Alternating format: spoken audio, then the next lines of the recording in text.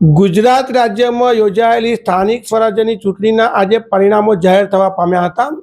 આણંદ જિલ્લામાં આણંદ કરમસદ મહાનગરપાલિકા ઉપરાંત આણંદ જિલ્લા પંચાયત, આણંદ જિલ્લા પંચાયત હસ્તકની 8 તાલુકા પંચાયતો તેમજ 6 નગરપાલિકાઓમાં આ સ્થાનિક સ્વરાજ્યની ચૂંટણીઓ સાથે સાથે ચૂંટણીઓ યોજાઈ હતી. વાત કરું ગુજરાત પ્રદેશ કોંગ્રેસના પ્રમુખ અમિતભાઈ ચાવડાના ગઢ ઓંકલાવ વિધાનસભાની. તમને ખ્યાલ હશે કે ઓંકલાવ વિધાનસભાની ચૂંટણી પ્રક્રિયા દરમિયાન આણંદના સાંસદ મિતેશભાઈ પટેલે એક વિવાદિત નિવેદન આપ્યું હતું. તેમણે ચૂંટણી પ્રચાર દરમિયાન ગુજરાત રાજ્યના નાયબ મુખ્યમંત્રી હર્ષ સંઘવીની હાજરીમાં એમ કહ્યું હતું કે ઓંકલાવ તાલુકા પંચાયતમાં કોંગ્રેસનો એક પણ ઉમેદવાર જીતશે તો પોતે ગ્રાન્ટ આપશે નહીં. આ નિવેદનના ઘેરા પ્રત્યાઘાતો પડ્યા હતા અને કોંગ્રેસે સોશિયલ મીડિયામાં એનો ખૂબ વિરોધ કર્યો હતો. પાછળથી આણંદના સાંસદ મિતેશભાઈ પટેલે એનો અનર્થ કર્યાનું પણ આડકતરી રીતે કબૂલ્યું હતું. આ નિવેદનના અવરા પ્રત્યાઘાત પડ્યા હોય તેવું ઓંકલાવ તાલુકા પંચાયતના પરિણામો પરથી લાગી રહ્યું છે.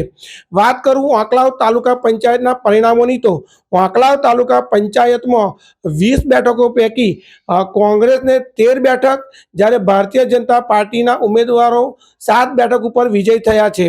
આમ ઓંકલાવ તાલુકા પંચાયતમાં કોંગ્રેસનું શાસન આવશે. ઓંકલાવ વિધાનસભા મત વિસ્તારની વાત કરું તો પ્રદેશ પ્રમુખ અમિતભાઈ ચાવડા છેલ્લી ચૂંટણીમાં ખૂબ નજીવી સરસાઈથી જીત્યા હતા અને ત્યાર પછી આંકલા વિધાનસભાનું મહત્વનું ગણાતું દાવોલ ગામની સરપંચની ચૂંટણી અને દાવોલ દૂધ ઉત્પાદક સહકારી મંડળીની ચૂંટણીમાં ભાજપે મેદાન માર્યું હતું. 3 દાયકાથી કોંગ્રેસનું એક હતું શાસન હતું તે દાવોલ દૂધ ઉત્પાદક સહકારી મંડળીની ચૂંટણીમાં ભારતીય જનતા પાર્ટીએ પ્રથમ વખત પોતાને હસ્તક હતી અને ત્યારબાદ ધીરે ધીરે ઓંકલા વિધાનસભાના ઘણામાં ભાજપે સત્તા હાંસલ મેળવીથી પોતાનો ગઢ મજબૂત કર્યો હતો. પરંતુ આણંદના સાંસદ મિતેશભાઈ પટેલના નિવેદનની અવરી અસર પડી હોય તેમ ઓંકલાવ તાલુકા પંચાયતમાં કોંગ્રેસને સમાન બહુમતી મળવા પામી છે. કુલ 20 બેઠકો પૈકી 13 બેઠક મળી છે અને 7 બેઠક ઉપર ભાજપ જીત્યું છે. વાત કરું દાવોલ જિલ્લા પંચાયત બેઠકની, દાવોલ 11 બેઠક ઉપર જયદીપસિંહ ઉમેશસિંહ ગોહેલ પણ ખૂબ જંગી માર્જિનથી જીત્યા છે. આ બેઠક ઉપર પણ એવું લાગતું હતું કે ભાજપના રોનકસિંહ મેદાન મારી જશે.